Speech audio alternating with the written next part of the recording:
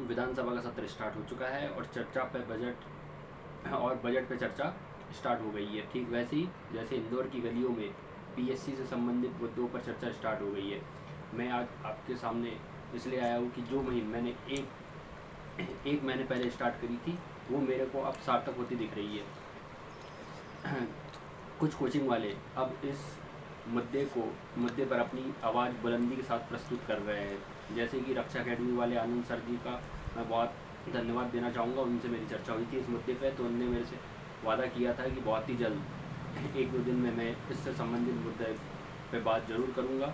और मैं चाहता हूँ कि ऐसे ही सब कोचिंग संस्था वाले आगे आए और क्या कहते तो इस मुद्दे पर अपने विचार प्रस्तुत करें, क्योंकि ये बहुत ही गंभीर मुद्दा है। 4-4, 5-5 साल से बच्चों का भविष्य बर्बाद हो रहा है, साथ ही में उनके साथ साथ उनके परिवार वालों की भी आर्थिक स्थिति में असर पड़ रहा है। और अगर ये मुद्दा जल्द से जल्द नहीं सुलझा जाएगा तो ये बात केवल MPPSC तक ही सीमित है।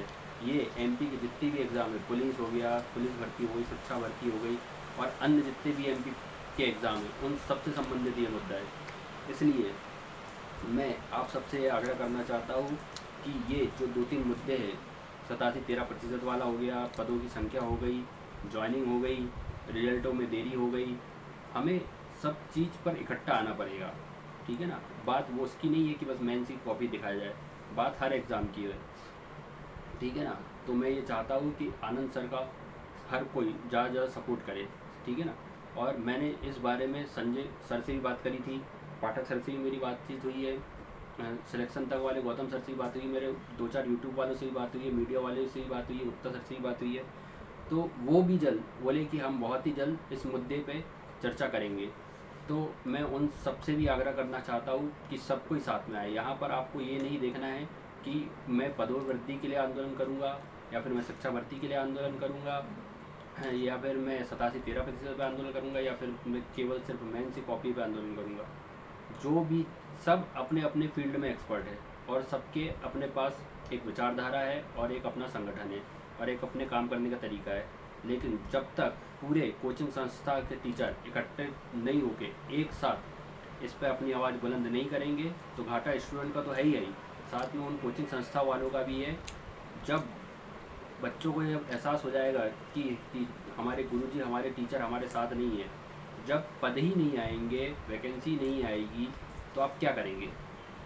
ठीक है ना। और फिर दूसरी बात, इंदौर जैसे शहरों में दृष्टि जैसी कोचिंग आने से वैसी सब कोचिंग वाले वैसे ही घबराए हुए हैं। तो मैं आप सबसे ये आग्रह करना चाहता हूँ कि आप बच्चों का एक बार साथ दे के देखिए, और इस बार बच्चा पीछे हटने वाले नहीं है। ठीक है ना, मैंने बहुतों से मुलाकात करी है, मैंने विपक्ष के नेताओं से ही बात करी, मैं आपको बार बार बोल चुका हूँ, लेकिन इसके पहले मैंने 2-3 बार मीटिंग बुलाई लेकिन कोई आया नहीं।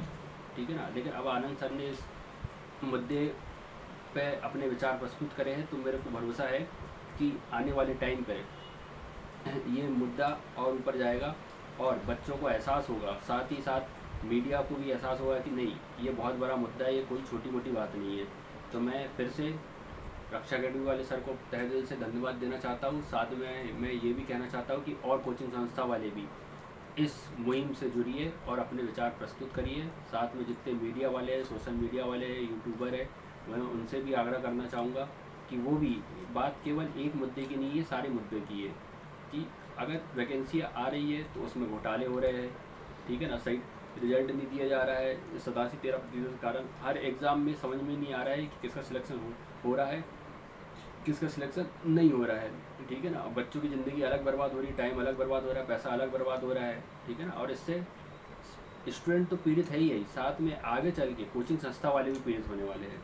तो मैं आप सबसे यही आग्रह करना चाहता हूँ कि आप लोग भी अपने साइड से जो भी हो, इस पर एक वीडियो तो कम से कम बना ही सकते हैं और उसको शेयर कर सकते हैं।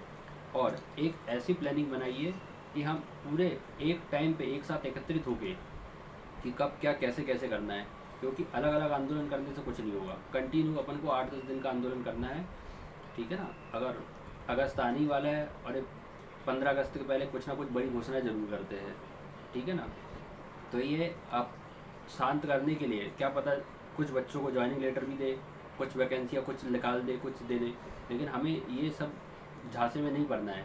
हमें बस ये काम करना है कि सर आप जो भी कर रहे हो उसका फुल प्रूफ जैसे आप टाइम टेबल निकाल रहे हो वैसा एक प्रॉपर टाइम टेबल हो, जैसे अदर स्टेट में होता है। अदर स्टेटों में इतनी वैकेंसी आ रही है और प्रॉपर हर साल का एक कैलेंडर रहता है कि इतनी इतनी वैकेंसी आएगी, इतने इतने टाइम पे आएगी, ठीक है ना। तो हमें सब मुद्दों पे एक साथ बातें प्रकट करना है और सब जितने भी संगठन हैं उनको अपने स्वार्थ को छोड़ते हुए बच्चों के स्वार्थ में काम करना पड़ेगा, तब जाके सब चीज़ सफल होगी। तो ठीक है, ऐसे ही मैं चाहता हूँ कि जितने और भी कोचिंग संस्था है वो बच्चों की आवाज़ों को उठाए और बच्चों का साथ दे, ताकि बच्चे हैं स्टूडेंट रहेंगे तो ही टीचर और कोचिंग संस्था रहेगी। अगर वैकेंसी नहीं आएगी और आप बच्चों का साथ देते नहीं दिखेंगे तो स्टूडेंट कोई ना कोचिंग ज्वाइन करेंगे ना कोई टेस्ट सीरीज ज्वाइन करेंगे। तो मैं आपसे ये कहना चाहता हूँ कि आप इस मुहिम से जुड़िए और इसको ज़्यादा से ज़्यादा शेयर करिए।